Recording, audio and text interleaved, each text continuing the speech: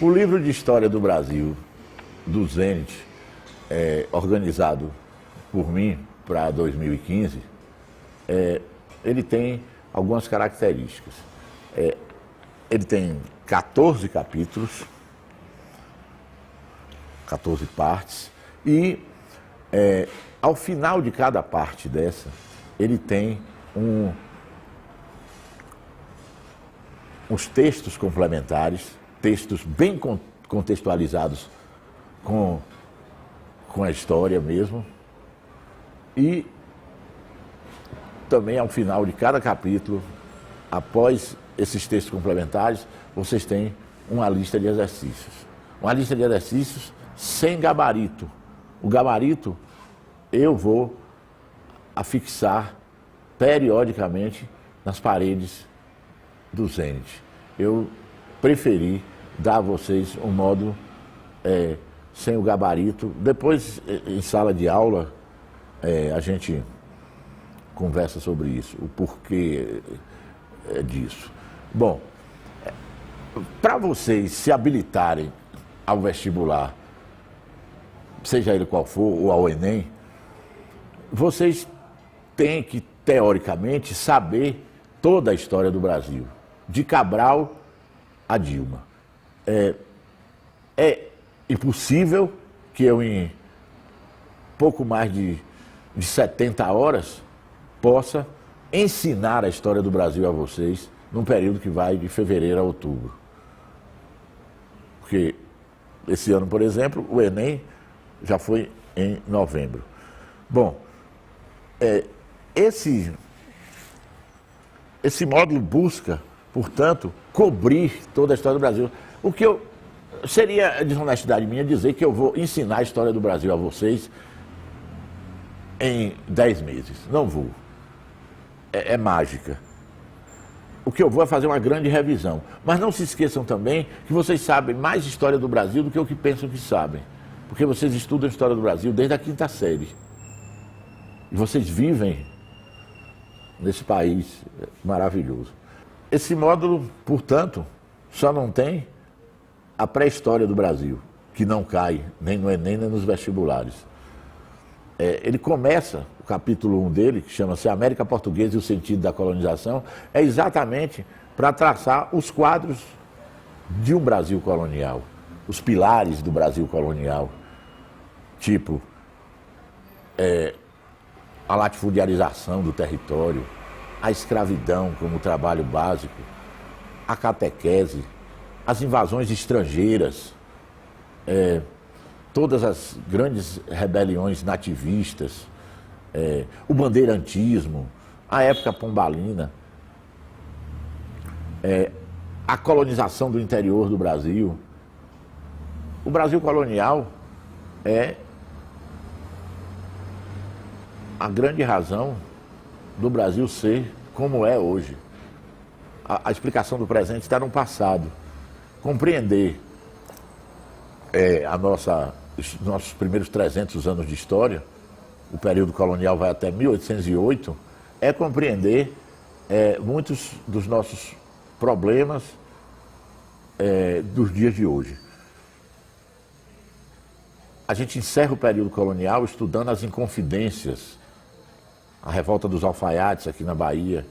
A gente estuda também a Inconfidência Mineira. Vamos ver os primeiros brasileiros de verdade. Gente como Tiradentes, que morreu pelo Brasil, o nascimento do Brasil. Após o período colonial, desculpem, ainda no período colonial, a gente vai estudar também a diversidade das nossas regiões. O caráter da dominação portuguesa e a resistência que culmina com as Inconfidências. Depois vem o processo de independência. O processo de independência, ele é definidor da cara que o Brasil tem hoje.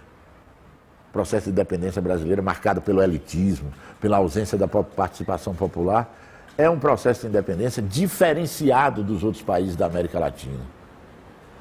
A nossa independência, ela é singular. E mais singular ainda é a independência da Bahia, que deve ser compreendida numa outra aula que não faz parte da independência do Brasil. A independência da Bahia, a consolidação da independência do Brasil. Como o Brasil ficou independente, coisa que todo brasileiro tem que saber, vestibulando ou não, é talvez o assunto principal do nosso livro, uma vez que esse assunto é como se fosse nossa certidão de nascimento. Eu acho que a independência do Brasil nunca deixou de cair em nenhuma prova seletiva para níveis superiores. Após o processo de independência, o Brasil virou uma monarquia. Isso é outra coisa que só aconteceu na nossa história. O Brasil, antes de ser república, coisa que ele é até hoje, ele foi independência. Durante mais de 80 anos, ou melhor, quase 80 anos, o Brasil foi uma monarquia. Nosso primeiro status de país soberano foi de reino. Em 1915, o Brasil se tornou um reino, o Reino Unido, a Portugal e Algarves. O período monárquico brasileiro, que vai se dividir em três: primeiro reinado, regência e segundo reinado, é um período muito importante na formação do Estado Nacional brasileiro. O primeiro reinado, por exemplo, Dom Pedro I, foi um fracasso. O começo da história do Brasil é muito triste, porque nosso primeiro governante foi um tirano, foi um ditador, que teve que fugir daqui depois de, durante 9 anos, fazer o povo brasileiro sofrer muito. A saída de Dom